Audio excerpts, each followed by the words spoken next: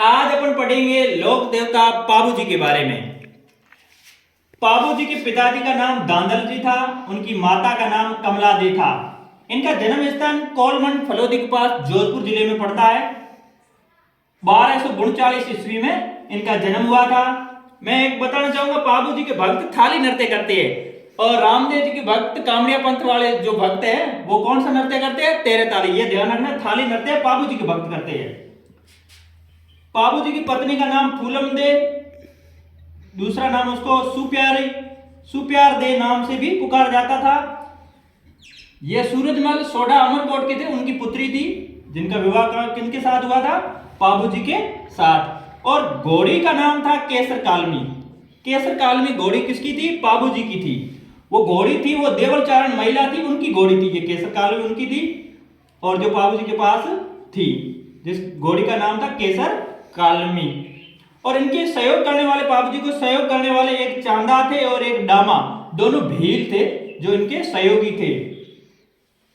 और पाबू जी का फेमस मेला कोलुमंड फलोदी में कब भरता है? चैत्र अमावस को। यह ध्यान रखना, कई बार पूछा गया है कि पाबू जी का मेला कब लगता है, कौन सी तिथि को लगता है? चैत्र अमावस को। कहां लगता है? कोलुमंड में। पाबू जी को किसका अवतार माना जाता है? लक्ष्मण का अवतार माना जाता है। और रामदेव जी को कृष्ण का अवतार माना जाता है। पाबू जी ऊंट रक्षक देवता माने जाते हैं, इसलिए ऊंट को पालने वाले रायका, रेबारी या देवासी जो इनको अपना आराध्य देव मानते हैं। किसको? पाबू जी को। क्योंकि रायका, रेबारी और देवासी ऊंटों का पालन करते हैं और ऊंटों के ये रक्षक देवता थे, इसलिए इनके आराध्य देव माने जाते हैं। पाबू जी को प्लेग रक्षक देवता भी कहा जाता है।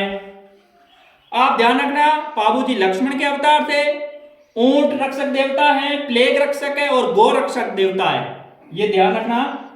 और पाबू जी ने गुजरात के 7 तोरी जाति भाइयों को शरण दी थी। गुजरात के थोरी जाति के 7 भाई आए थे, उनको यहां शरण दी थी पाबू जी ने। और मैं बताना चाहूंगा, रायकाओं के अलावा थोरी जाति वाले भी पाबू जी को अपना आराध्य देवता मानते हैं, ये ध्यान रखना। पाबू जी की फड़ सबसे लोकप्रिय फड़ है। यह सवाल पूछा जाए किस लोक देवता की सबसे लोकप्रिय फड़ है, तो वो है पाबू जी की।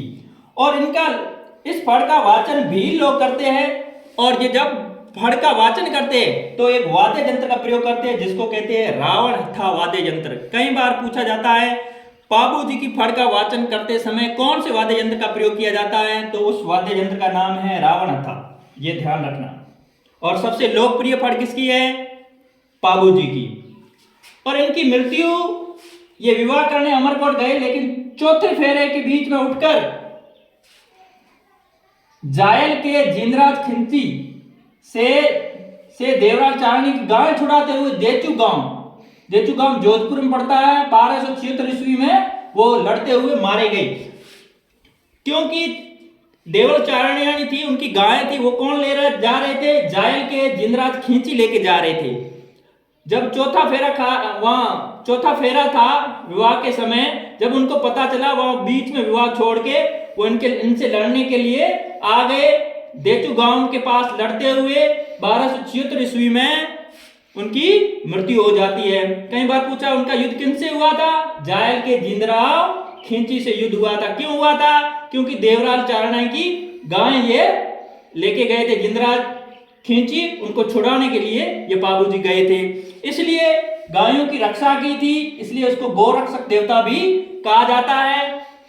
इसका प्रतीक चिन्ह है भाला है।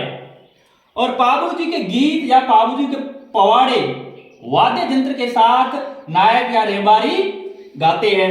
देखो, जब पूछा जाए कि पाबू जी के पवाड़े या पाबू जी के गीत गाए जाते हैं, उस समय कौन से वाद्य का प्रयोग हुआ था? माठ वाद्य का। और माठ वाद्य कौन बजाते हैं? नायक और रेबारी। और जब पूछे पाबू जी की फड़ का वाचन समय कौन से वाद्य यंत्र का प्रयोग होता है, तो रावण हथ का प्रयोग कौन करते हैं? भील लोग करते हैं।